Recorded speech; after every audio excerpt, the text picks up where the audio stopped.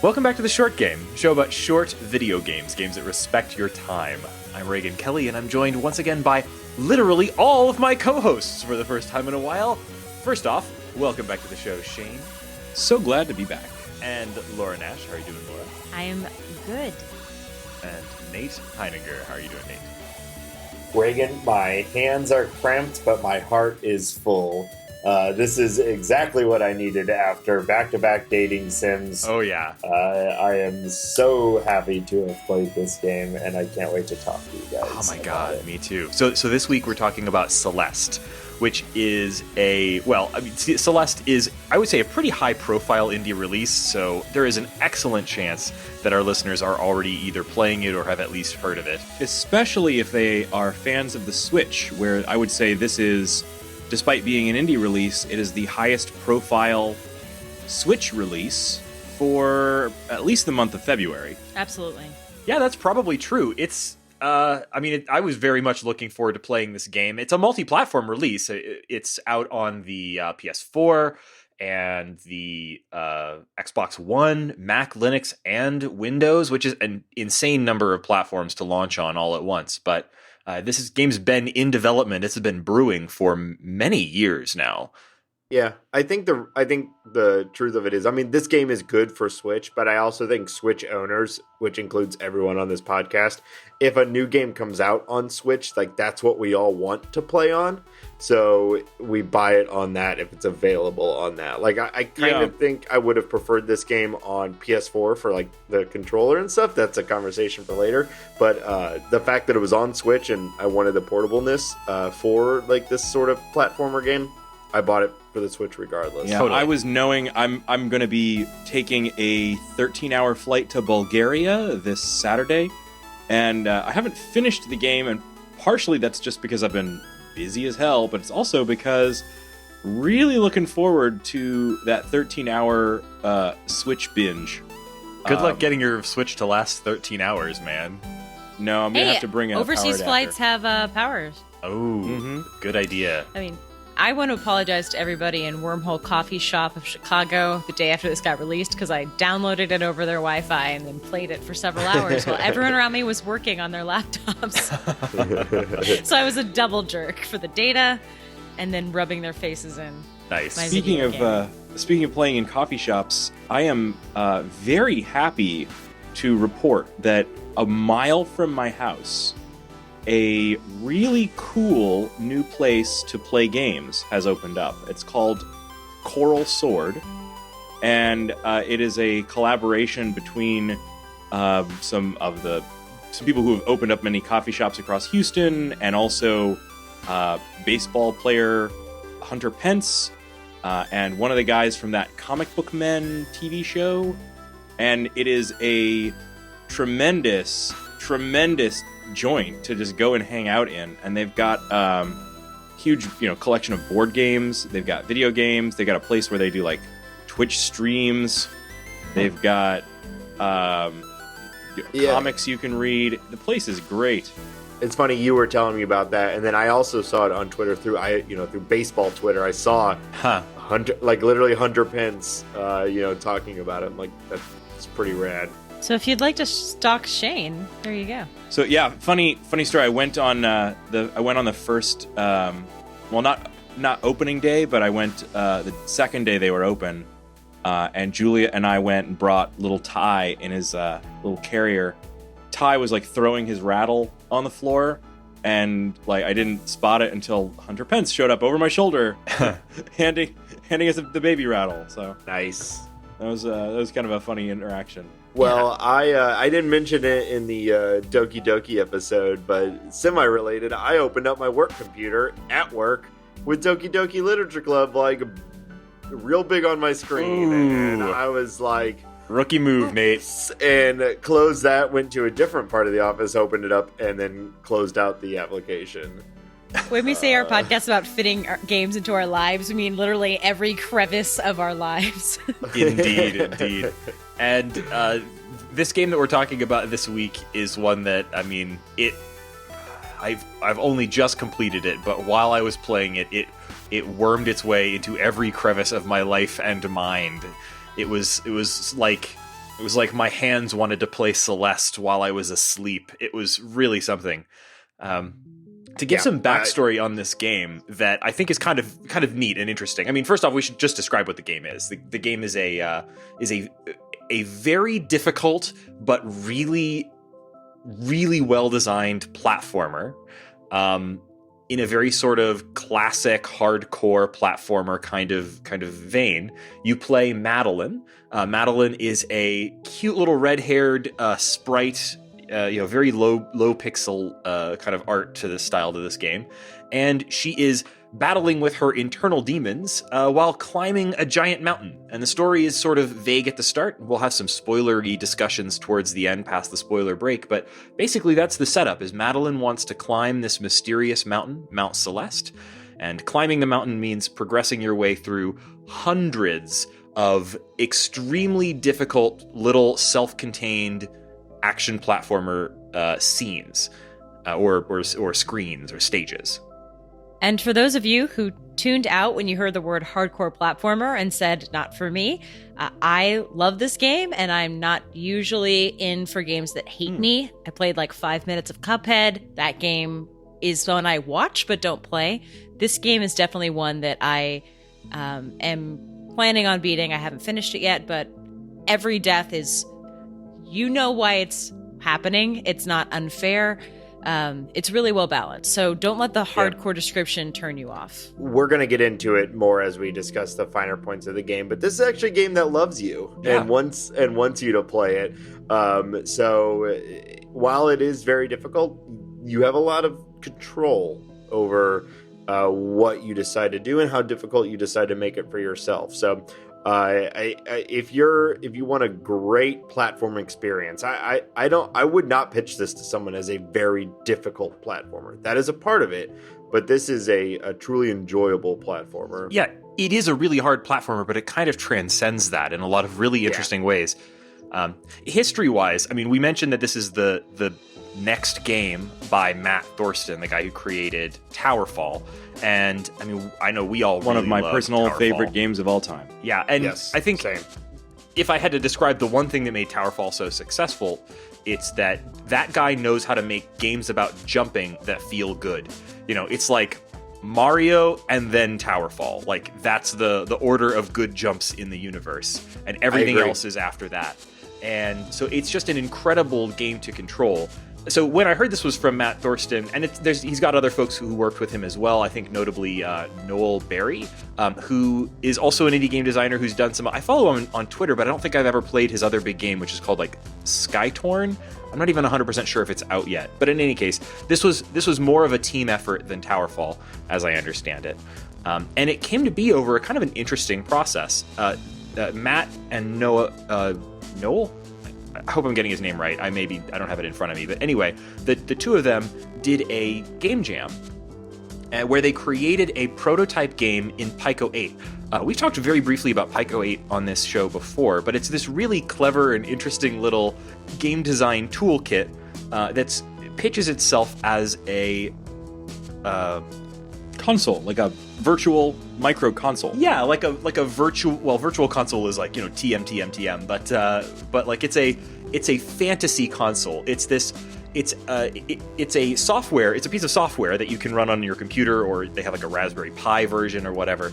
But it essentially pretends to be and kind of has the same limitations of a old computer from the early 80s.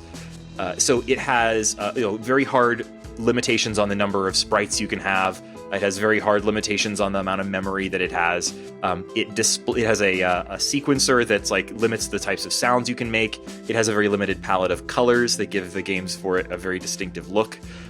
Games are always created in I think it's 128 by 128 pixel display, which gives them this like very distinctive like low res kind of vibe. Not to mention that games are stored in the form of a picture file, which I think is one of the most unique things about the Pico 8. It's really neat. They call them ROMs or cartridges, I guess, but they are really just like PNG files that you just sort of drop into your little Pico emulator. It's really a neat tech, but it's not the subject of our show. No. and it's only very tangentially related to it. So let's talk about Celeste. Well, it's I think very related in that it's where Matt designed the first version of Celeste, and so it's Celeste. The original version was released after that game jam years ago, and I played it first at that time, and it's easily the best game that you like.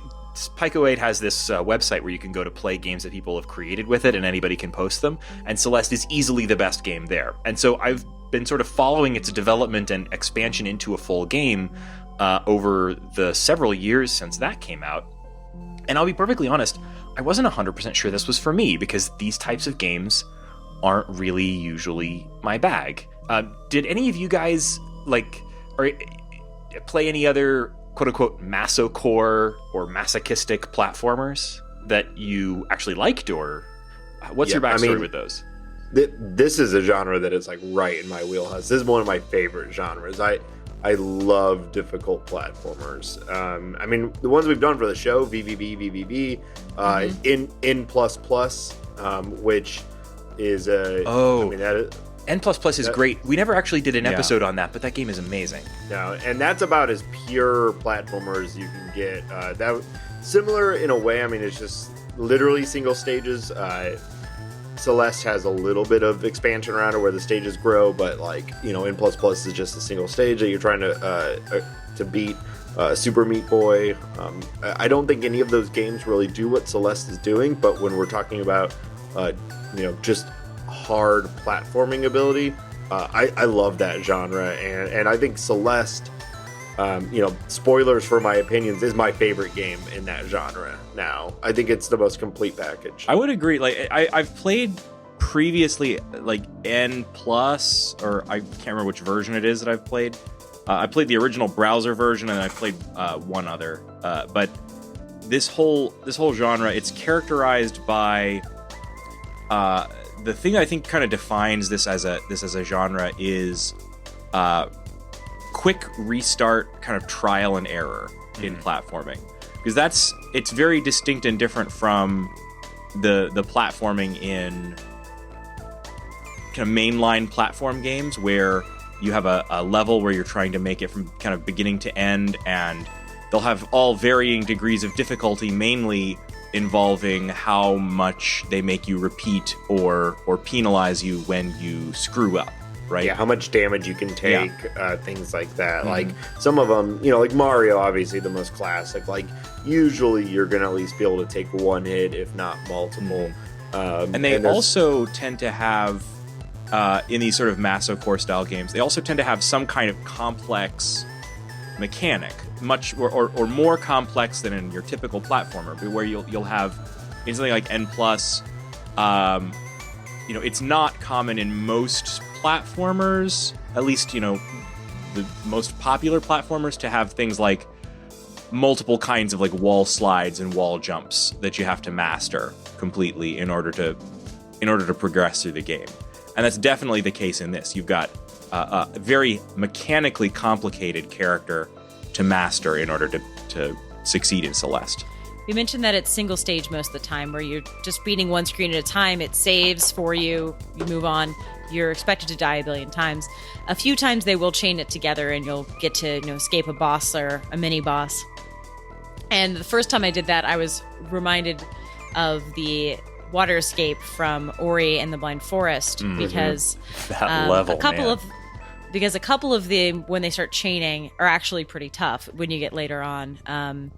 Or at least it's tough for you if you aren't good at platformers. There's no qualifying this. These levels are tough no matter how much of an uber gamer you are. This is an incredibly difficult game. It just balances that in a way that made it approachable. And the dash and the a lot of the mechanics reminded me of similar things where you need to hop off orbs, or a lot of things reminded me of that escape, just because it mirrored the feeling of success when I finally got it.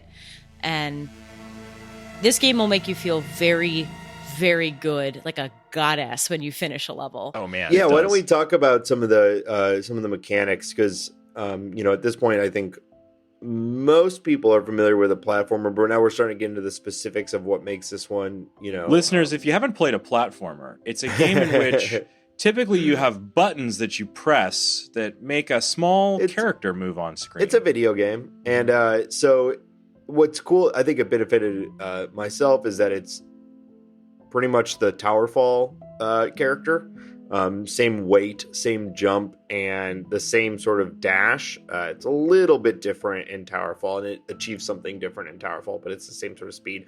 But basically, you have a relatively limited set of moves, more so than like Mario or whatever, but even still more limited than relatively- Towerfall, since there's no arrows. It's literally just no jump arrows. and dash. As far as I can tell, I think it's just those there's two wall buttons. climb. Oh, of course, the wall climb. Wall Yes. climb. That's so in Towerfall you can wall jump, but you can't wall climb. So if you are holding a trigger, when you hit a wall, you'll stick to it. But there is a stamina. It's an invisible counter, but you'll see your character start to like sweat, basically.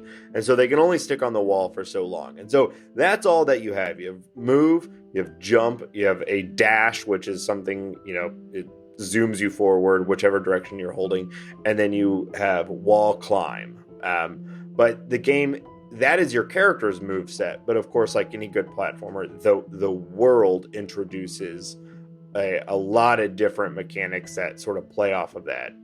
Things that you bounce off of, really cool blocks that if you dash into, you shoot through really, really fast and pop out the other side at an accelerated rate, or things that can kind of like make you fly. So your moveset is limited, but the world is more complex, and it's a balance of those things. And it generally requires near perfect execution for a lot of the end of the stage sort of puzzles or platforms. Yeah, puzzles is actually a good way to put it, because so many of these levels, they're at first glance, and even at first couple dozen tries, they seem literally impossible. Like, many of these levels, they, on the face of them, seem like something that, like, I only have one jump, I only have one dash. This is not possible. And yet, you throw your tiny little corpse into these pits again and again, and you realize pretty quickly, usually, oh, I see what they want me to do here. And yeah, I love that when you go into a room, you're just like, I just had this constant like laugh, like, what? Yeah. No, Yeah, like, no. there was more than one time where I would I'd killed myself like 1,000 times trying to get through a room, and only to like have that moment of elation when I'm like, yes, I made it, and I go in and I look in the next room and I'm like, fuck you. Yeah, or is like this? there's high highs and the, low lows. This one looks even harder. one of my favorite things about these difficult platformers is the sort of like progression that you die your way through a level, where it's like, okay, you go in, and so the first attempts, generally they're just like, you're feeling it out, you're trying to understand like how far you can get with your jump, and what's like the general strategy. And then you start to actually figure out, okay, now I know what I need to do, and it's about execution. And then you get lazy and you die on the first, like like there might be like a first jump you have to make that is an easy jump, and you'll just run right off of it, right into the right into the hole, because you're looking past it, and you have to like refocus, pull it back. Okay, make that first jump, and then finally it comes down to mastery, and you beat it, and you feel like a platform god, like Laura said. It really is satisfying, and the game does that. And I do think that there's a really good progression to like your personal skills in this game, where you'll get into one, you'll be like, this looks impossible, and then you nail it on like the first or second try, because the game has trained you so well for these sorts of situations. I can speak to that a little bit, because on more than one occasion, I put the game away, forgetting to hit save and quit, which means that you're restarting from the last big checkpoint instead of exactly where you left off. And the first time I did that, I was really frustrated, because I was like, oh no, these levels took me all night last night. And then like I sat down and just like breezed through them. Yeah. So That's such a good feeling, actually. yeah, it is actually. There's something this game does that I think is really, really like nuanced, and I really, really appreciate it. So A lot of the levels require timing, like you would expect. There's moving platforms, things that are going up and down, left and right. There's bad, enemies, things that if you touch them, spike traps, whatever, that are moving constantly, that if you hit them, you die. And what they did is the refresh is so fast that every time I could find, and once I caught on to it, I was checking that they are set up for you to start immediately. Mm-hmm. Yes. If you die and you don't start your run over, you're actually missing the timing, and you have to wait for it to cycle over. So it's all better, the moving platforms reset to exactly where they need to be for you to start running through the level right and just away. go for it. Yeah. So if you die, you need to be ready to make your next attempt right away, or your momentum, your hand focus, all the stuff that you're picking up as you're trying, you're missing the beat. And I just love that because it allows this constant, once you get that mindset going, this constant trial and error, and everything just lines up just perfect for each attempt to be a good attempt. And I just love that. I think that's you can tell that's something that had to be tested and something that had to be thought about and something that had to be purposeful, because I don't think a lot of platformers do that. They just sort of plop you in at a moment in time and you have to watch and time everything, but this is set up for you to go. There's this beautiful balance of it wanting you to speed through, but also often the levels get so much easier if you just have a tiny smidgen of patience, if you let your hands relax for a second and take the jump. Agreed. It's rare to get that balance because a lot of games want you to just speed through, or they have levels within the sections that are deliberately trying to get you to slow down. This keeps you going back and forth. If you want to take a breather, you can. And you often will get halfway through a level you've beaten a million times, and you actually need to think about how to get to the next spot.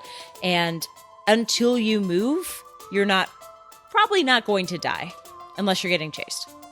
I want to talk a little bit about how this game approaches its difficulty, because I think the thing that makes I wouldn't say just anybody could make a platformer this hard, but it doesn't take genius to make a level almost impossible to complete, I'd say it does to make it fair, right, where you blame yourself for the deaths and not the game, right. But what I think is so amazing about this game is that it does many clever things to make a incredibly difficult platformer still feel fun, feel fair, feel like something that it never left me feeling like I couldn't do it. It always made it feel like I can do this if I just give it one more shot.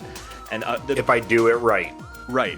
If I do it right. All the stuff that you talked about, Nate, the way that they line everything up to make it seem fair, make it easy to repeat, make it easy to try the same thing over and over and over again with slight iterations until you finally succeed. All that helps enormously. But something that I really, really appreciate about this game is that they let you choose your own difficulty in so many different ways. A lot of games will start your game with a difficulty choice, right? You can choose between easy or hard or very, very hard mode.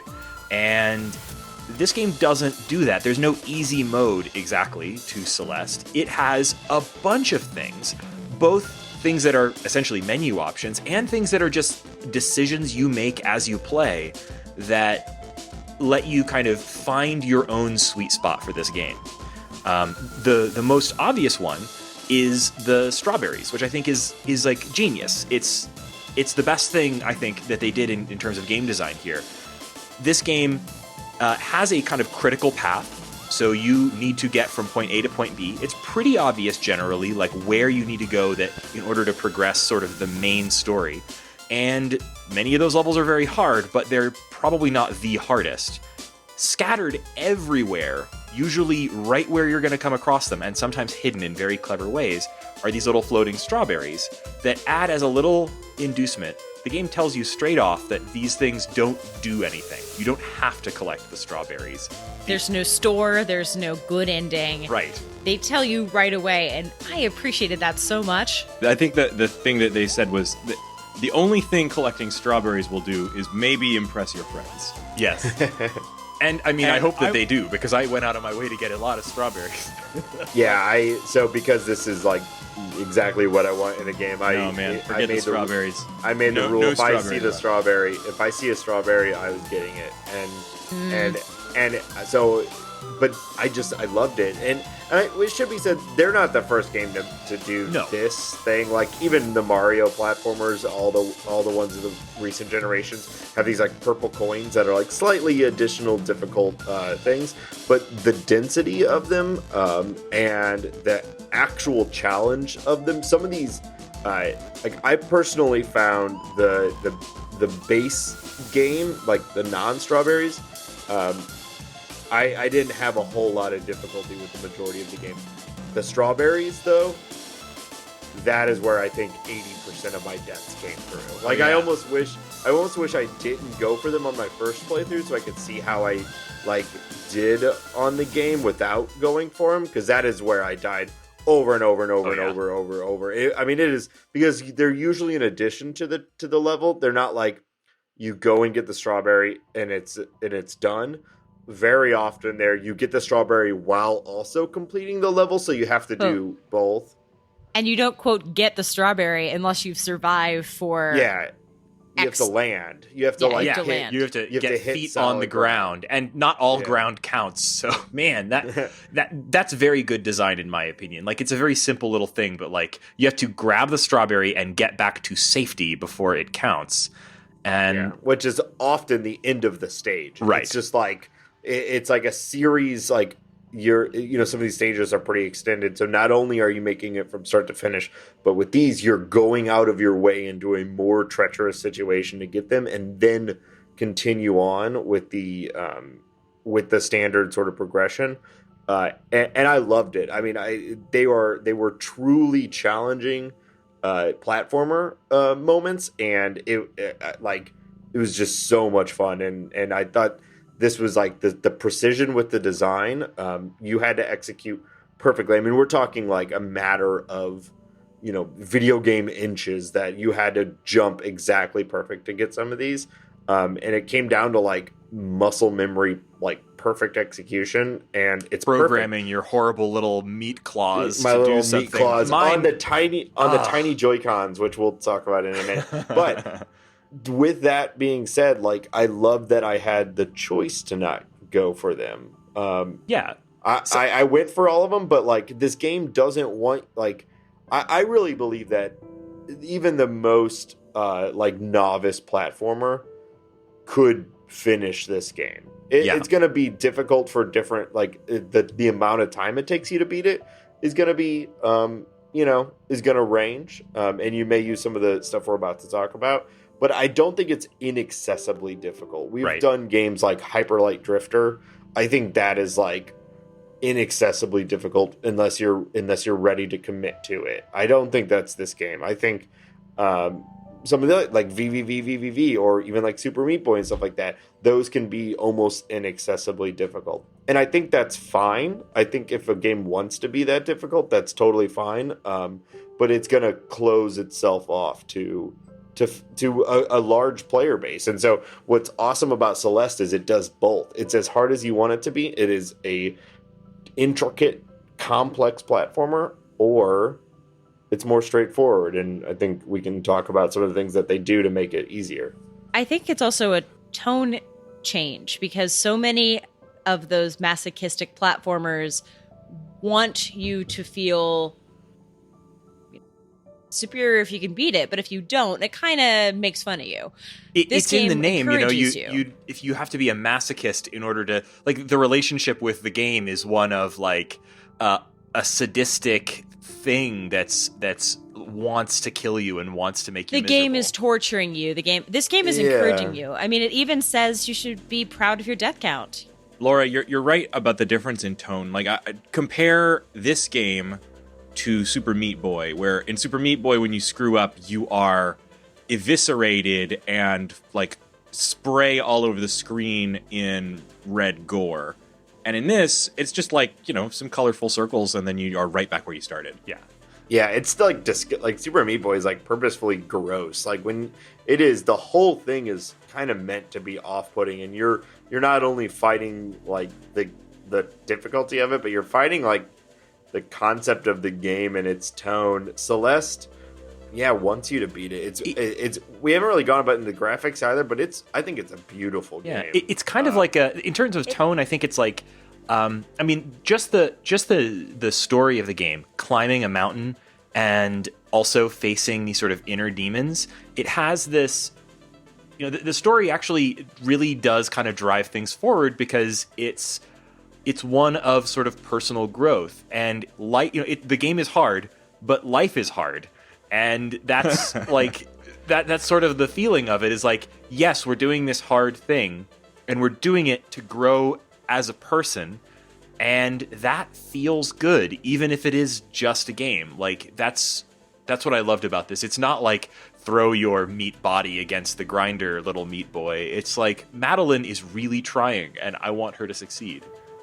I mean, often when developers say the difficulty of the game is intrinsic to its purpose or its theme or its story, I kind of want to call bullshit. But here I go for it. And something else, I mean, we mentioned the strawberries. There's also B-sides of hidden sections, but there's also an entire assist mode where if you need specific setting tweaks to help you, you can slow down people, but you get to choose what is making the game hard for you and tweak that specifically. It's not like you go into a nerf mode where everything, the entire game breaks for you. You can choose what you think makes the game hard, and that is exceptionally good game design that I don't think I've seen anywhere else. I really like beautiful. that. Something that so Laura, you were mentioning Cuphead earlier and how you kind of bounced off that game because of its difficulty. It's beautiful. I am a Disney fan who collects concept art and loves old-timey Disney stuff.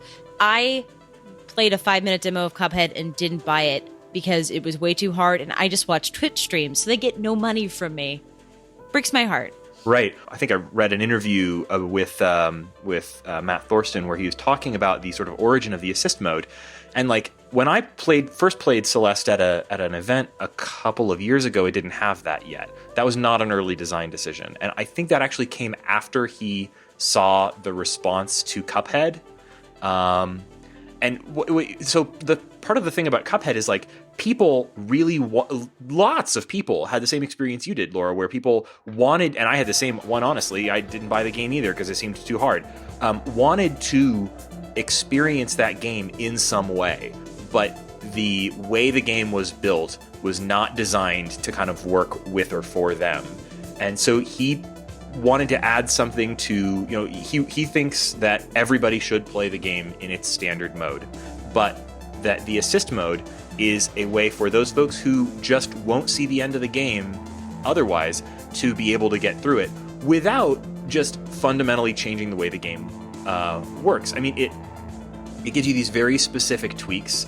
It's not something where it's just like throwing out whole sections of content. I hate when an easy mode does that, where it just takes something out. And punish you for it. Right. Or like Luigi's there and he's like, hey, I see you're having, or Toad or whoever's like, I see you're having a hard time with this. Yeah, there's so many worse ways this could be handled. Yeah. But this is a really good thing. Now, one thing I should mention about the assist mode, just so if you haven't played this game yet and you're trying to decide about whether you should use the assist mode or not, first of all,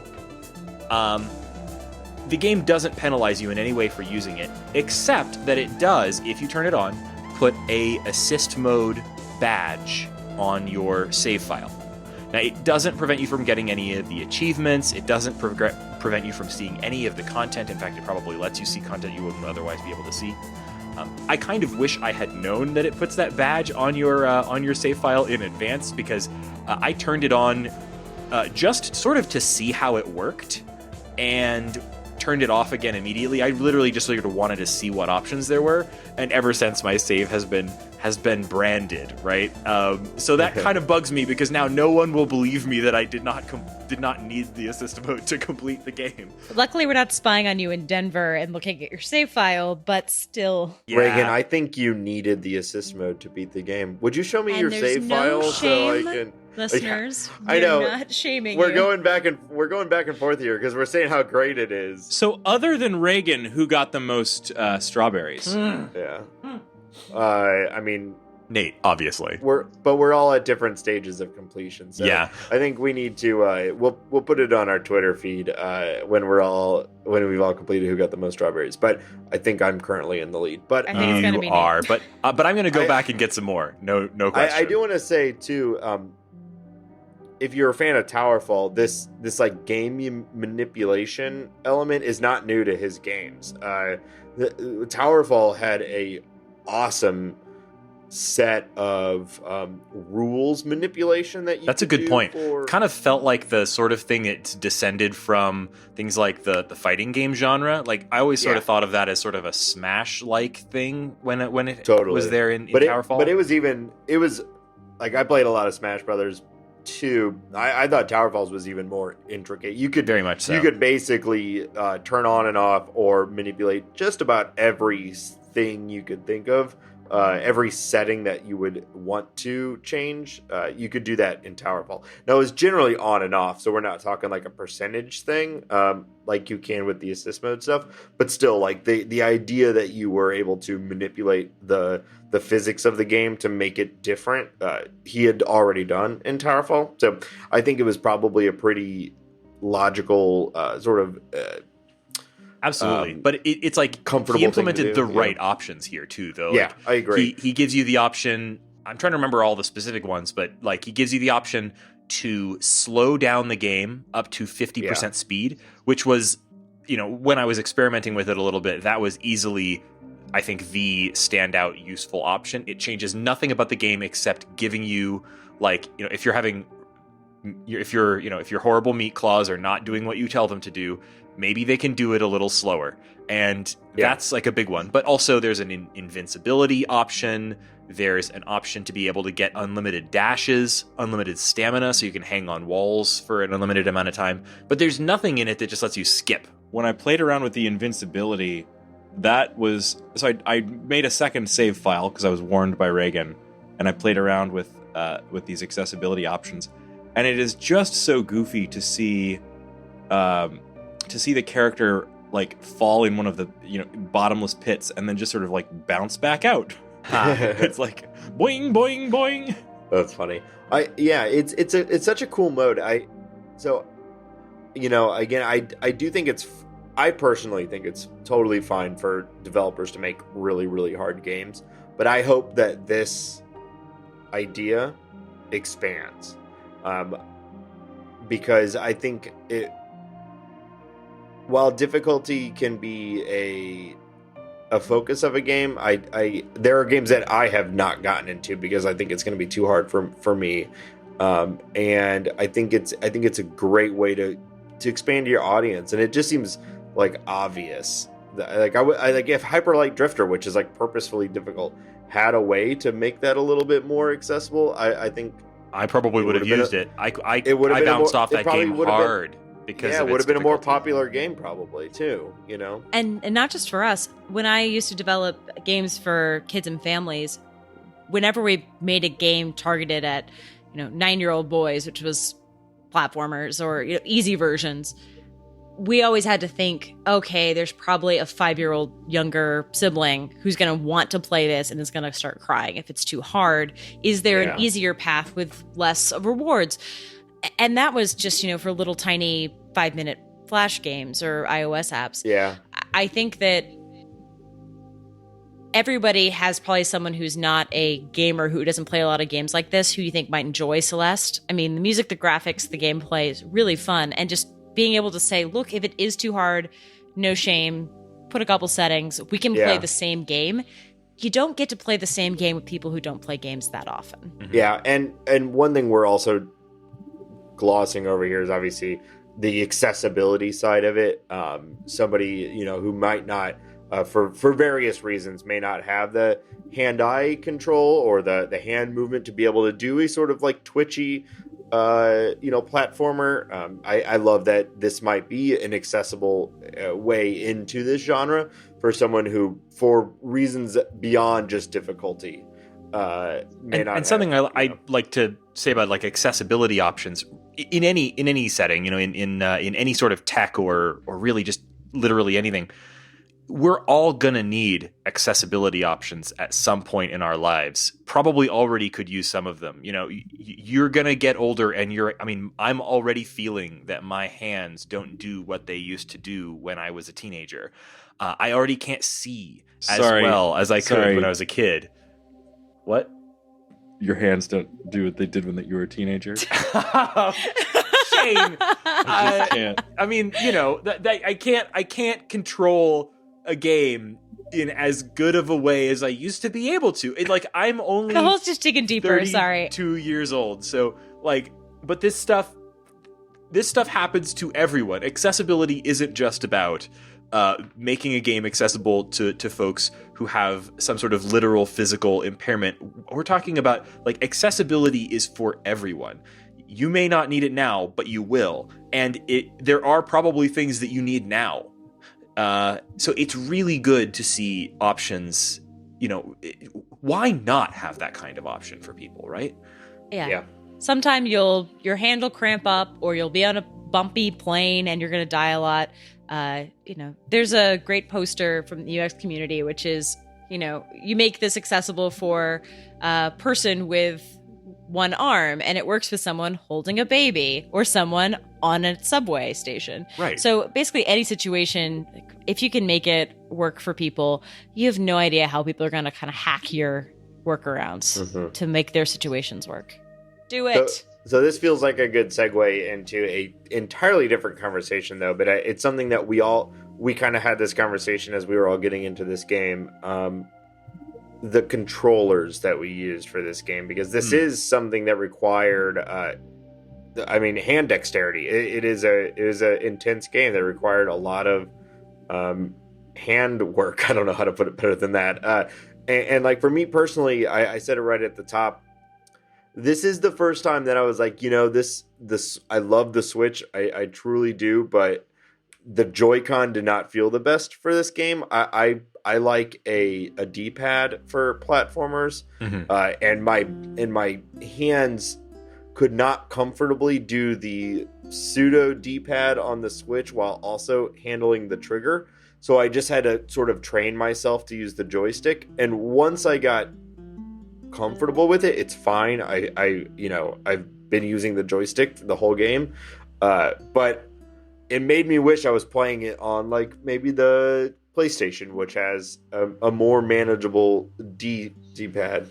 I'm really surprised because I've always hated the D-pad on the PlayStation, and this was the game that made me when I first was about to buy a Switch, I looked at that not a D-pad on the side, the little 4-button D-pad arrangement. And obviously, there's a good reason that they set it up that way. It's so that that Joy-Con can function independently as a separate controller. But I looked at that and said, that is trash. I will never be able to play a platformer on that. And this is the game that convinced me otherwise. Now, I played this game. Yeah. Actually, I switched back and forth between a lot of things. I played probably most of the game, a little more than half, I think, using the Switch Pro controller, which has a full-on traditional Nintendo crosspad, right? But it also has a really nice stick, very similar to the one on the Joy-Cons, but a little bit bigger. So I played this game on the stick on the Switch. I played the stick on the Joy-Con. I played the D-pad on the Pro controller. I played I played literally every possible way that you could play this game. And what was weird about it was having all those options was amazing, because there were certain times in the game where, what I really need is an analog control. Things like the moments where she's flying, and technically she only moves in 8 directions, but having the analog stick felt like a more natural way to play those sections. And there were some things where I needed to very accurately set up diagonals or very flat, straight jumps or dashes. And for those, I went to the D-pad. And when I really needed to make sure that I didn't accidentally do a diagonal, which is a problem on the Switch Pro controller, which is constantly happening. Oh yeah. Then I switched to the Joy-Con because, or rather the Joy-Con grip or switch in handheld mode, because that D-pad, it being 4 separate buttons, if you want to hit to the right, you know damn well you're not accidentally hitting up left, you know? Yeah. What hand did try to use the D-pad? What I did finger? exclusively the- What finger did you use for wall climb? Left hand? Or right hand. Right R2. Okay, so I Ah. think that's the difference. I use my left hand for the trigger, for the wall climb, and I could not at all comfortably use the left hand trigger and the D-pad. I like that you only ever need to use one trigger, so you could do it. And I was using left-hand trigger and joystick. Yeah, that's almost what exclusively in handheld mode, and I didn't even try to use the D-pad because with the triggers and needing 2 diagonals, I just didn't even attempt. And just to throw back to, you mentioned the PlayStation. I think the D-pad is fine on the PlayStation. It's not the best, but that's where I played Towerfall, and so and so like that's where. Like, that's what would have been most comfortable. Yeah, that would definitely me. be muscle memory based on that. You're right. Yeah. I probably would have loved it on the PlayStation as well, but like, this is the game that sold me on the Switch's weird non-D-pad. Like, I thought I hated it, and now I only think it's like, it's good in the right circumstances, and the Switch gives you other options. So I'm now much more sold on it than I was. I'm also, I think while we're on that subject, that is the same way I wound up playing. I wound up playing much more with the Joy-Cons, even when I was kind of sitting on the couch. I am still just a huge fan of the disconnected controls on playing with 2 Joy-Cons. Just I didn't actually do that much for because- this, but it's great when you use it. Yeah. It is, speaking of playing games while holding a baby, if you are playing games while holding a baby, and you can play it with the 2 Joy-Cons, then you basically have almost your whole arms with which to hug the baby. So it's pretty good. It's one of my favorite things about like Nintendo knowing their audience, but also not knowing their audience. And it started out with the Wii, where you'd see all these like commercials of people with the Wiimotes. Like, they're like, yeah, people are gonna play like tennis and like Zelda. And they're gonna be up and they're gonna be standing and they're gonna be mobile and they're gonna be like whipping it around. It's like, no, actually, it's the opposite. With those detached things, I can lay in the laziest position. I can lay like flat. I got one arm like stretched out. It's like under a pillow for some reason, and my other arm is like down by my knee, and I'm as not mobile as possible. There's like 6 cats on your lap, and you're like, this is perfect. Yeah, get the nunchuck extension cable so you can put your hands all the way apart. I kind of did that too, man. Yeah, that's how I played most of Mario, was the detached thing. I played, I think, 90% of this game, the Switch altogether. The Joy-Cons connected as like a mobile game. And so this was a thing that I had a problem with at the beginning. I did get used to it, and I'm fine with the joystick. I do still constantly do the thing where you need like true north, and you do just a little right, so you diagonal. Yeah. But, And the D-pad on the Pro Controller, I've actually heard that they've improved this with more recent. They released a Pro Controller that came out alongside Xenoblade that apparently has a revised D-pad. But my launch day Pro Controller, the D-pad is extremely prone to doing unintentional diagonals. It still feels comfortable, but it's just not as precise as I would like. Least pro thing about the Pro Controller. Yeah. And the Joy-Con D buttons are just so perfectly clicky. Mm-hmm. You know exactly what inputs you've just put in. Yeah. It's not great for like those quarter circles or whatever, but that's what this stick is for. I mean, it's not perfect, but like I like this control on the Switch so much better now than I did before playing Celeste. Like it was really interesting to me. Like I was literally thinking about like hacking up my Joy-Con in order to put a D-pad on it. And now I am not going to do that. Before we move into more of the story and sort of the spoiler too. I do think it's worthwhile like circling back on both the music and the graphics of this game, because I think they are phenomenal. The soundtrack is great, and it's a very pretty game. It's one of those games that it kind of reminded me, like, I don't know, like Shovel Knight. When you first see it, it looks like it's like not very complex, but then when you actually like stop on a frame and actually start to investigate a little bit further, it ends up being a lot more depth than you were thinking. And there's some really cool like sprite animations and the dialogue animations. A lot of like subtle decorations on the background, like little unnecessary flourishes, little details that they've added that they have no relation to the gameplay, but they're just beautiful little details they've added, particularly in like things like the hotel level, or even the temple, or the very late stages as you approach the summit of the mountain are freaking gorgeous. They are very gorgeous, and little elements too, like the dialogue boxes. They're pretty tight dialogue boxes. It's like a little image, a little portrait mode sort of thing of the character. But then later, when one of the characters becomes like very angry, she actually like busts out of the portrait. That was like, so cool. You're right. One and of my like favorite things. Sprawls over the whole screen, and like it's that attention to detail that that clearly and challenging your expectations for that kind of thing, you know? Yeah. Like it's the one thing I will say is like, you know, this game is gorgeous looking, but I'm already starting to see some people who are kind of coming up as gamers who are saying like, you know, 16-bit graphics bore me. And I'm like, well, you know, I'll never feel that way, but I do kind of get it, right? But you know, this game is just such a great example of that style. Well, I think it's so important that a game like this be instantly readable, right? Yes. And you know, you don't want there to be any ambiguity about like where is the edge of a platform, where what can I grab onto and what can I not, and like, I mean, apart from the fact that it's clear that this sort of low-res pixel art is sort of this game maker's forte, and this is what he does very well, and so I'm glad that he's sticking to something that he does so well. It's also just like, that's probably the right choice for this style of game regardless. You know, I mean, certainly, yeah, some folks can say like, I'm bored with pixel art, but like, you're bored with pixels, you're bored with life. That's what I'm saying, man. Yeah, like this is great pixel art, and it's also extraordinarily functional and readable pixel art. Like if this were a little bit more prettily illustrated in a more high-res style, I would have died more. You know, this is the right choice. Yeah.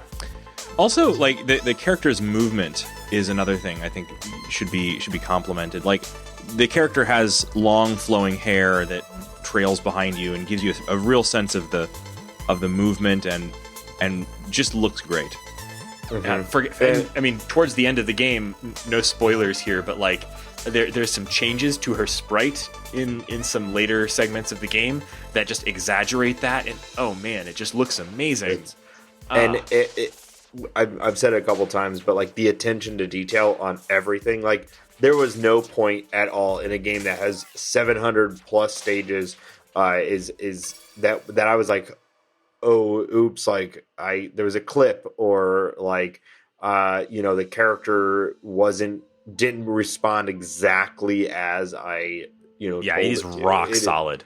It is perfect, and the writing, and I know we're really not talking about the story, and that's purposeful, but it is a big part of this game. Something that really interested me about the description of the game is like when they describe this game as a narrative-driven single-player adventure, just like Mom used to make on their Steam page.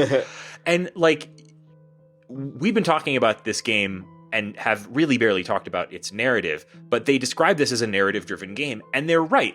The narrative, sparse and simple though it is super important to why this game is actually like a joy to play rather than a cycle of punishment, right? It's a joyful experience. and the narrative is such a big part of that. Well, before we get too far into story, and I'm going to have to bounce for that since I am early in the game and do not want to be spoiled with my narrative rewards, I'll say that graphics-wise, the colors they use are meaningful. They're beautiful. They're crisp. I think the color scheme is, it's not quite the neon of Severed, but it's got a lot of personality to it. I also think that the music is one of the... You're going to hear the music over and over and over again in a game with this many deaths. And I've played this game quite a bit. And then my husband was also listening to the soundtrack while he was writing he's working on his dissertation. And I thought that it was in my head. I thought I was kind of going crazy until I realized it was playing out of his monitor. Huh. But basically it's been 24/7 in our house for a couple of days, and I'm not sick of it yet, which is a testament to how good this music is for hearing kind of on a loop. The music really is actually kind of a high point of this game, and I actually haven't downloaded the soundtrack yet, but now that you guys mention it, I absolutely have to do that. I think this is the first soundtrack by Lena Raine. So I'd not heard of her before. I just did a little looking her up, and I mean, I haven't found much information about her yet, but like, it reminded. Actually, I don't really necessarily know what to compare it to, but it's a beautiful sort of piano score that made me think about how like this sort of piano music relates to the sort of classic, like you would expect a chiptune soundtrack for this, right? Because of its visual style. And yet this piano score fits it so perfectly well. And it kind of made me think a little bit about sort of the relationship between, I don't know what you even call this sort of like mellow but really beautiful style of sort of piano music, how it relates to the sort of classical style of video game music. Typically known as masocore piano. Exactly. Well, I mean, it's funny because it's like, it just goes into the theme that like everything about this game is beautiful except for the fact that you're dying constantly, right? Like everything is polished and nice, and the story is tight and well written. It just, you're gonna die literally thousands of times getting your way through it, and I think that's really unique in this genre, and I think it's a real accomplishment. And something else I want to mention about the music is that, like, we kind of vaguely mentioned that there's this whole B-sides thing, and I mean, that's a whole aspect of the game that I have barely scratched yet. The game has this entire, almost second game that is these B-sides. There's B-side harder versions of every one of the 7 stages or chapters or what have you. And there's also an 8th chapter that you have to do an insane amount of crazy stuff in order to unlock that I'll probably never actually get to. But the B-sides have an entirely different soundtrack from the rest of the game that's made up entirely of remixes of the main game's soundtrack. It's a whole separate soundtrack that you can download, like it's a whole separate album. And the soundtrack... It's got composers, like... people who did FTL, Read Only Memories, plenty, a lot of people we Krista, know. What's her last name? Lee. Krista Lee does remixes on it. There's a bunch of great names on that sort of remix album. And it's both the original soundtrack and the remixed soundtrack are phenomenal. So, worth downloading on their own. I don't know if like... Sometimes you get those options to buy like a bundle that includes a soundtrack. I don't know if this has that. Certainly didn't on the Switch, but maybe it does on Steam. If you have the option to get the soundtrack along with the game, it's worth picking that up, and I'm probably going to buy it on Bandcamp. Yeah, it's just everything about this game. They took their time. They made sure it was great. I obviously it's early in this year, but like I can't imagine this not be, like maintaining throughout the year. One of my favorite games to come out this year. I can't wait to see what Matt Makes Games does next. This like further cements my esteem for his and now his team's game design. Well, yeah, it'll be like another 5 more years? Maybe. Unfortunately, probably so. We'll wait. Yeah, I will wait. So as we roll towards our spoiler break, if you haven't completed the game, we're going to be talking about the details of the story and the conclusion of the story. For a simple story, the story is really compelling. So I would recommend giving the game a play before listening to us yammer on about it. But if you have completed the game, or if you're the sort of person that's not sensitive to spoilers, listen on after the spoiler break. But for those of you who might be leaving us at this point, thank you guys for joining us on this episode of The Short Game. You can find our show on the internet at www.theshortgame.net. Where you'll find a contact form, which is a great way to let us know about what short games you're playing. A good proportion of the games we play on this show are listener recommendations, and we really appreciate that. No one person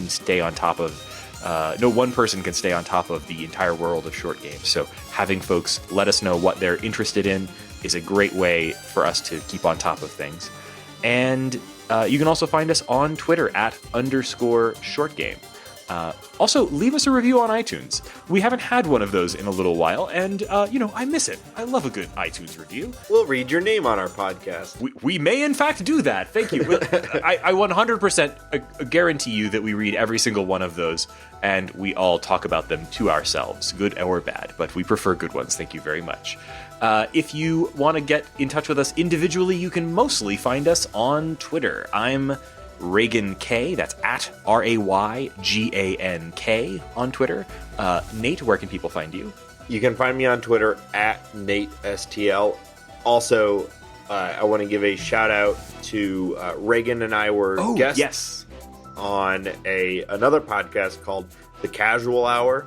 It's a video games podcast, video games and like tech culture podcast. They were focusing on short games and like why you should play them. So we went on and it's great. I definitely recommend. Great people, a great show. Listen to The Casual Hour. We talk about Celeste as well as some of our favorite games that we've talked about over the past couple of years. Reagan goes on about his hatred of cavemen, which is a thing that I did not know about. So if you want to learn more about that, as well as more just video games culture, check out The Casual Hour. Definitely recommend it. Yeah, we'll try to have a link in the show notes if their episode goes up before ours. I'm not sure if it'll be up, but if not, we'll check our Twitter. It'll be on there. I think it should. I think it should be up. Yeah. Laura, where can people find you? You can find me on Twitter at Laura J. Nash. And Shane, where can people find you? I'm on Twitter at 8BitShane. And come back next week. We expect our next episode should be about Florence, I don't know if it's right. I haven't played it yet, so I don't know if it's right to describe it as a visual novel. I think he called it something like a visual storybook. It is a graphic novel-inspired romance story for iOS. Yes, and it's by the lead designer behind Monument Valley, which we love very much, but seems like a very different sort of thing, and also right in line with the season with Valentine's Day coming up. So looking forward to next episode. Join us back here next week, and here it is, your spoiler break.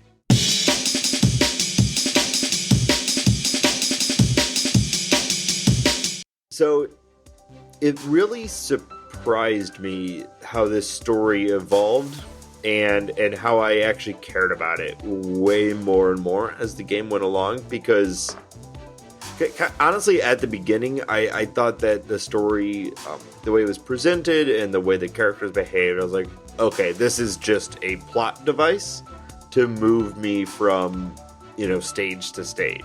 Mm-hmm. I thought it was a little disconnected, and I had a hard time really totally telling what was going on, but it didn't matter to me. I was like, okay, that's fine. Like, a game like this doesn't need a crazy story. It's just a great platformer, and this is fine.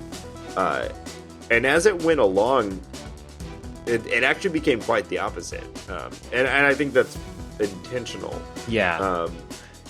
They did an amazing job, I think, of just making... So, I mean, the two sort of main characters of the game are Madeline, sort of our lead, and I don't know how we want to refer to, like, the part of Madeline. She was pretty much only ever referred to as, like, part of me. Yeah. But, like, part of me, this... You're never... So it's very obscure from the beginning. Like, why is Madeline climbing this mysterious mountain and going to all this trouble to reach the summit? And the farther in you get, you realize she's not really running to anything. She's sort of like running away from her life and trying to find a way to like wrestle with her demons, right? You know, she's depressed. She's living with her mother. I really loved the scenes where, like, at the end of like a long series of difficult platforms, she like calls her mom. Right. Yeah. They do a lot of stuff to ground it that I really, really enjoyed.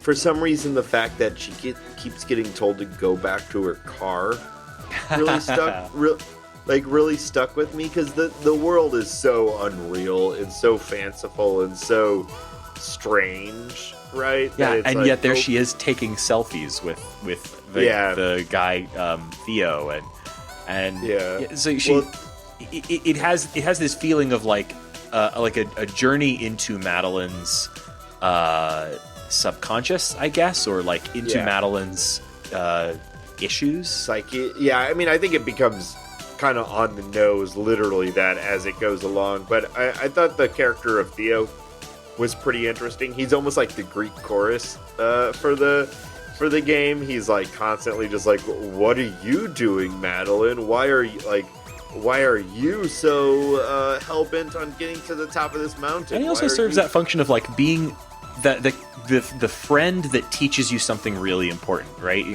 He talks to Madeline. She's has these panic attacks, and there's that beautiful scene where they're on the like gondola that's stopped, and she's worried it's going to fall, and she's having an anxiety attack, and he tells her, like, "My grandfather told me this trick where you envision a feather in front of your face, and your breathing keeps that feather floating, and just keep breathing, keep that feather floating, and then you, as playing the game, have to like keep the feather floating with your buttons." And that's when it really started to connect, right? That's when the story became a part of the game and not just like the background of the game. And I thought that was really beautiful. I did have a question. Were you able to do, like, it's a game, floating the flower or the feather, but like the last one, it was really, really hard. Then everything goes. It wasn't hard. I did it. Yeah. All of them? You got all of them? Yeah, man. Okay, well, I can platform for days, but I can't. Well, the trick is that it's about holding the button down in tune with your breathing. I originally was thinking, like, thought it was like any other game where you're like, keep this thing in the air. You'd be like, press the button a lot, press, right, to keep something in the air. But this is more like, hold it down, let it go. That's so funny, because I failed it, and she was like, "You think a stupid feather's gonna solve this problem," or something like that. And it seemed like it was set up that you wouldn't be able to do the feather for the last one. No, so totally, that's why I wanted totally to possible. ask. But it's I thought it's sort of like a beautiful moment, and it kind of like the idea that like Madeline is climbing this mountain in order to like literally wrestle with the part of herself that wants to hold her back, that self-destructive part of herself, that part of herself that, you know, that makes her doubt herself or tear herself down. And she originally thinks she's there to destroy that part of herself by, you know, doing this great feat of climbing this mountain. But really what she's there to do is to accept herself, and that she's more powerful once she's accepted the part of herself that occasionally causes her pain, but that, you know, like, I think that's beautiful. Like, it's a really, and that made the actual platforming better, because it put it through this lens of like, Reagan, holding this controller, you know, I don't know if I can do this. This is a brutally difficult platforming level, but like, I want Madeline to be able to succeed, but it's more than that. Like, I felt like there was this sort of connection of that, like who hasn't felt that moment of like self-doubt, right? And thinking that you can't do something. And oh boy, did I feel some self-doubt during this game. But like, it's just a beautiful like lens to look at that feeling through, right? I don't know. The idea that our doubt, our fear, our you know, hatred of ourselves or whatever is inherently bad. That's how it starts. That, like, you know, we don't I don't want these things. I don't want to doubt myself. I don't want to be afraid of things. I don't want to have fear of the future or whatever. That's how it starts. But the growth of the character of Madeline is that those elements of ourselves make us stronger and make us a more complete person, and allow us to reach greater heights. It's not a new story to tell, but it's not one that I'd played through this style of fiction and video games, and it wrapped into a really difficult platformer. I think is a really beautiful way to tell that story. Yeah, it's funny. It's like the difficulty of the platformer just makes you feel like emotionally raw enough to let this story in a way that you kind of don't expect to, right? Like, it affected me more than, like, if I had watched a video of this game being played, particularly if I'd watched a video of it being played well, I think I would not have felt the story the way that I did. But because this tells its story while you're playing this brutally difficult thing, and it puts you in this headspace to receive this message in a way that I think is really, really interesting. It's like a really smart way of, like, I don't know. I just think it's very. I really liked the writing, like the dialogue between Madeline and the part of herself as she's starting to accept this other part of her was very, very sweet and kind of beautiful. I mean, it feels real. Right. I don't know if Matt himself suffers from depression or extreme. Who doesn't? Self-doubt. It's 2018. Sure, totally, but but like there's some, whoever wrote this either themselves feels very real, or Matt did some very great research. Also, you look at the credits and it's this is the work of a team, and at least several of those people were listed as story and script consultants. It's obvious that he worked with people to make sure that this was not just sort of one person's experience, but something that would resonate for lots of people, and I think it does. Also, how beautiful is it that, like, once Madeline finally accepts her sort of other self, and the other self accepts her, that suddenly that becomes this new power, and the last level is this whole, like, oh my god, that sudden freedom of being able to, like, literally dash twice midair, and that's this, it's like, huge spiritual growth, right? But it's huge. It's perfect. It's perfect. Yeah, it's the perfect melding of story and game mechanics. You feel. I mean, it's perfect. You feel like you're triumphing over everything that set you back in the game. And also, it does this thing that I really, really love, that a lot of games will do this, but like where the last level is sort of a best of everything from the previous, like, rest of the game. But like narratively, that it's really well tied in. You're thrown back to the base of the mountain, and you think it's hopeless, and then finally Madeline and her other self kind of come together. They have this moment, and suddenly they have all this power, and they can just zip their way back up the mountain, and you are flying through the stages that you previously had to ploddingly go through. I mean, obviously there are new levels, but you're, like, ascending the mountain at, like, breakneck speed, and so you get that sort of tour of all of the stuff. It's not just a final exam. It's sort of like saying goodbye to all the cool stuff that you saw on the mountain. Yeah, it's like you think back, like, man, imagine how I would have handled this level had I had had I had 2 dashes.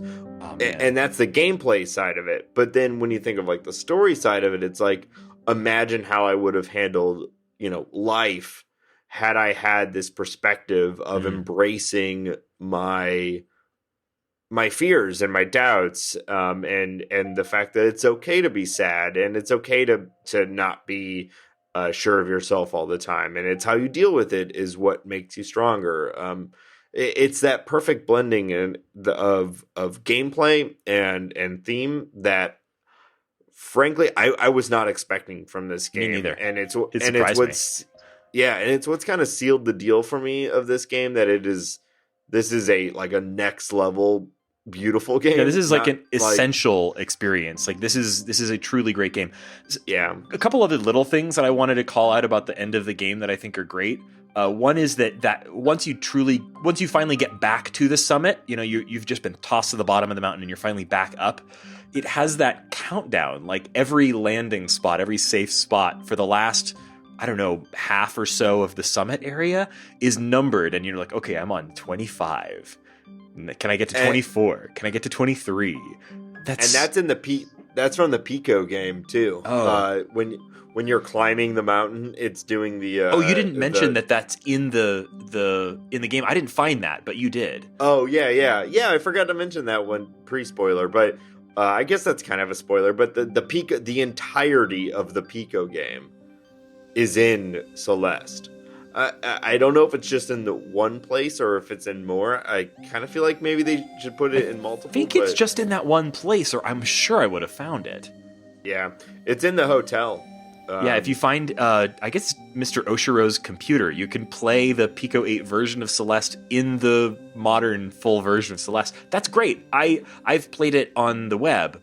And you can go and if you Google it right now, you can find, Celeste Pico 8 or Celeste Original. You'll find it right now and you can play it in a browser. But that's great that they included it in there. It's so cool. Yeah, it's actually funny because so you go, the way I found it, you go into sort of a dead end and it's a secret. It's obviously a secret, but I didn't think it was that difficult of a secret. So I found the Pico 8 and I'm like, oh, I guess this is just what I do next. And so I played through and beat the whole Pico 8 game, and then it was you just have to exit it. There's not even you just beat it. Well, and it's done. You reach the summit, and I was expecting, I got 11 strawberries, the strawberries in it. I got a bunch of strawberries, and I was expecting it to be part of my count, Too bad. And it does give you your death total, and then you just have to hit start and hit exit Pico 8. And then you're just back in the game. And I'm really glad I did it. But I did not know. I had not done the research. I love that it's in there, though. That's so cool. Yeah, it's really cool, and I'm really glad that I played it. And I'm really glad, I don't know if, had I known about about it, what it was, I might not have played it. I might have been I'll look this up later and I'll play it. So I'm really glad that I didn't know and I just played all the way through it, because it was fun and it was challenging. It was a bit of a surprise at the end. Was oh, okay, all right, that was the whole thing. Yeah, great. Yeah, I guess it was an hour that it's just well, okay, I guess I'm done with that now. But I'm glad I did it. One other thing I wanted to mention about the end of the game is, so obviously the game has told you before that the strawberries mean nothing, right? They're there only for your own stretching of your platforming muscles and occasional bragging rights, right? But once you complete the game, and this is post credits, there's this beautiful moment where you're on your way back to your car and you stop off at the creepy old woman's house. And you use the strawberries that you've collected over the course of the game to bake a strawberry pie for your friends. And I loved that. But what I loved even better about it is that it's they judge how good your pie is based on how many strawberries you had. And so they all described my strawberry pie as not the worst they've ever had. Pretty good. They've had a lot worse. That's awesome. Yeah, it's that just goes into that's the way to handle it. It's a fun little thing. You went after strawberries or not, and it determines how good your strawberry pie is. Nothing more than that, nothing less. It's a great way to handle it. Yeah. Because you're doing that for yourself anyway. I also think we might want to talk just a little bit about how the game handles post-game content, which I think is really interesting and kind of cool. Because it's got a lot of stuff, right? There's the B-sides, which you can play before completing the game, but I'd kind of say they're post-game content. You can Each level has its B-side version. But in addition to that, there's this final cave. It's kind of an 8th level. And the story for it is that Madeline is returning to the mountain to explore a deep cave. This is after she's already left after the events of the game.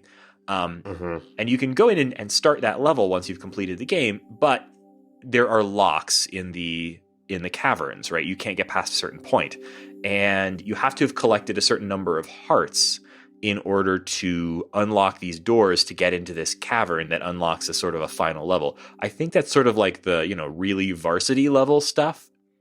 Yeah. And I don't know if I'll ever get far enough to get that. But there's also this other thing that I think I might actually be able to do. And I haven't been able to look up a lot of details about this yet. But in every level, there's also, in addition to the strawberries and these hearts, which I'm not even really sure how you collect the hearts. I'm a little unclear. I found one of them. Yeah, but there's also it's just like it's a really secret thing.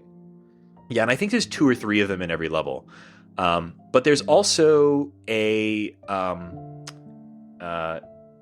gigantic gem in every level, and they're always at the end of an extraordinarily difficult platforming challenge. I got half of them exactly throughout the game, and I want to go back and get more. And there's a kind of a secret room or something that seems to so in the summit area, there's this like shaft that's locked off behind a bunch, and it's clear that there's sort of like sockets for all of these gems.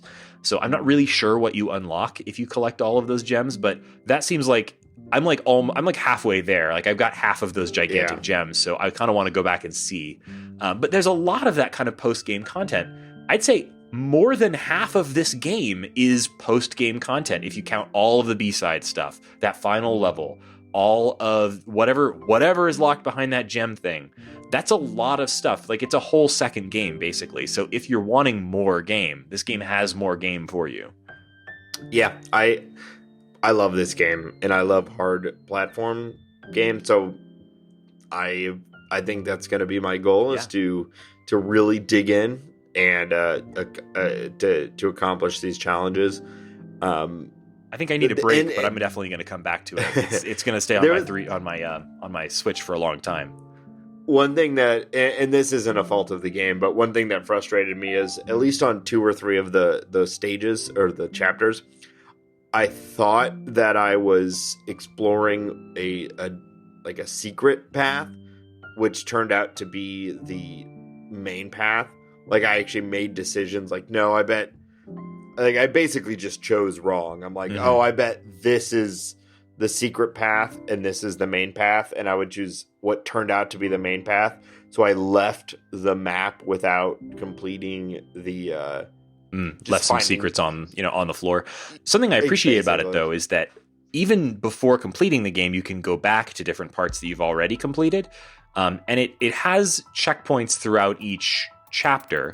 I think they're pretty well placed. It's you don't really notice them as you're going through the game, but I think every time you see the sort of Celeste mountain symbol etched on the wall, then that's basically a checkpoint that you can jump back to later.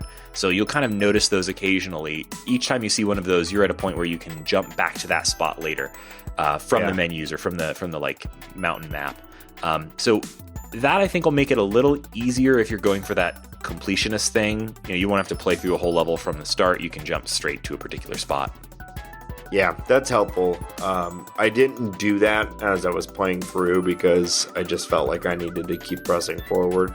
But I do appreciate the ability to go back. I did kind of wish throughout that there was more of a map for the maps. I kind of wish for a map, particularly in like the temple. Oh man. Yeah, there's so many different routes, as well as the chapter 6 when you down in the caves. Oh yeah. There was so many different exits. I always like my go-to is to try to choose the one that I thought was not the main exit, so I could find whatever secrets there were. But I felt like I was consistently making the wrong choice and going for and just ultimately taking the main route. And so I wanted to go back. I wanted to see I wish there was a map. I understand why there wasn't, so it's fine. It is also, I'll give it one thing, is mostly, in terms of like the main path, you can backtrack in a lot of these zones without it being insane. Like they'll provide little like trap doors that you can go back through, and you won't have to, it's not a game about backtracking, but it does allow for it a bit in the areas where you're really going to want to. Yeah, sometimes, but then also sometimes like a door slams shut, and it's like, okay, well, I'll get that on the second run. Mm-hmm. Well, I guess that's about all I have to say about the game. Do you? I mean, this is a great game. You should definitely pick this up. It's on the Switch, but it's also on basically everything. Right? You can play this on your computer, no matter what OS you're running, and you can play this on Xbox One or PS4. And I think it would be fine on any of those platforms. Even if you're playing on a keyboard, it would probably be fine. I think this is a really, really solid recommend. And I mean, it's been getting a lot of praise, but this also has the short game seal of approval, even though it took me 13 hours to get to the very end. But if I weren't going for every strawberry I saw, I probably would have been under 10. Yeah, I think so too. I said it earlier, but I kind of wish I would have just done like a clean playthrough and then gone through for the extra challenges just to know. But I mean, this is in my like top 10 games, I think, that we've done for the show. Wow. It maybe so. It really hits. Yeah, it hits everything that I want in a game. So I highly recommend it. And it'll be a game that I probably continue to talk about for a long time. So I'm really glad we did it for the show. I hope anyone who listens picks it up and enjoys it as much as we did. We definitely love to hear your thoughts. So if you're on Twitter or whatever, we did that before the break, let us know. And and thank you so much for joining us on this episode of The Short Game.